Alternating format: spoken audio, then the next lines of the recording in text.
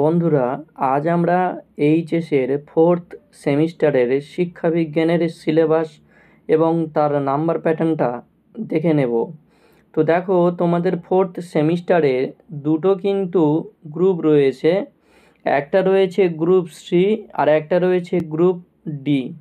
এই গ্রুপ সির আবার দুটো ইউনিট ভাগ রয়েছে এবং গ্রুপ ডির দুটো ইউনিট ভাগ রয়েছে। প্রথমে গ্রুপ সির যে পার্টটা রয়েছে সেই পার্টে রয়েছে শিক্ষায় মনোবিজ্ঞান এবং ওয়েলবেইং। এই পার্টের মধ্যে ইউনিট ওয়ানে রয়েছে শেখা এবং শেখার প্রক্রিয়া।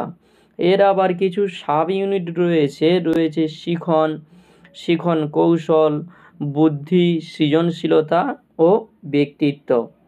আর ইউনিট টুতে রয়েছে তোমাদের মানসিক স্বাস্থ্য এবং সুস্থতা। এইবারে দেখে নাও, তোমাদের রয়েছে গ্রুপ ডি। এই গ্রুপ ডিতে তোমাদের যেটা রয়েছে সেটা হলো শিক্ষাক্ষেত্রে প্রযুক্তি এবং পরিসংখ্যান। এই গ্রুপ ডির আবার দুটো ইউনিট ভাগ রয়েছে, একটা রয়েছে ইউনিট ওয়ান আর একটা রয়েছে ইউনিট টু। ইউনিট ওয়ানে রয়েছে শিক্ষাগত প্রযুক্তি আর ইউনিট টুতে রয়েছে শিক্ষায় রাশিবিজ্ঞান। এই তোমাদের মোট সিলেবাস। এইবারে আমরা দেখে নেব যে এই সিলেবাসের মধ্যে নাম্বার প্যাটার্ন কেমন রয়েছে। তো দেখো, তোমাদের গ্রুপ সির দুটো ইউনিট ভাগ আমি পূর্বেই বললাম।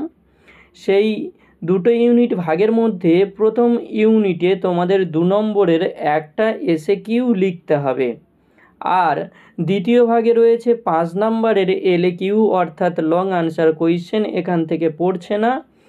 আর 10 নম্বরের একটা এলএকিউ অর্থাৎ লং আনসার কোয়েশ্চেন তোমাদের এখান থেকে লিখতে হচ্ছে। তাহলে ইউনিট ওয়ানে তোমাদের গেল 10 দুয়ে 12 নাম্বার।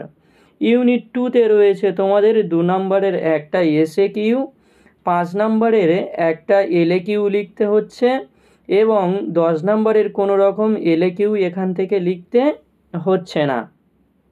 এইবারে রয়েছে গ্রুপ ডি। এই গ্রুপ ডিতে রয়েছে তোমাদের ইউনিট ওয়ান। এই ইউনিট ওয়ানে তোমাদের 2 নম্বরের একটা এসএকিউ লিখতে হচ্ছে, 5 নম্বরের একটা এলএকিউ লিখতে হচ্ছে। 10 নম্বরের এখান থেকে কোনো রকম এলএকিউ আসছে না বা লিখতে হচ্ছে না। ইউনিট টু থেকে তোমাদের 2 নম্বরের দুটো এসএকিউ লিখতে হচ্ছে, এখান থেকে 5 নম্বরের কোনো রকম এলএকিউ লিখতে হচ্ছে না, আর 10 নম্বরের একটা এলএকিউ লিখতে হচ্ছে। তবে একটা শুভ সংবাদ, তোমাদের 2x ফর্মুলা একটা সিস্টেম চালু হয়েছে, যেখানে তোমাদের কোয়েশ্চেনের অপশান যদি এক্সট্রা একটা দেওয়া থাকতো তাহলে এক্ষেত্রে কিন্তু তোমাদের দুটো করে দেওয়া থাকবে, অর্থাৎ ডাবল দেওয়া থাকবে। অর্থাৎ যদি কোনো প্রশ্নের অপশান হয়তো তোমাদের এক্সট্রা দিয়েছে দুটো লিখতে হবে, তোমাদের 3টে দিয়েছে, সে জায়গায় কিন্তু তোমাদের 4টে এক্সট্রা দেবে, অর্থাৎ একটা করে এক্সট্রা অপশান তোমরা পাবে, যাতে তোমাদের পরীক্ষা আরও অনেক বেশি সহজসাধ্য এবং সুলভসাধ্য হয়ে ওঠে।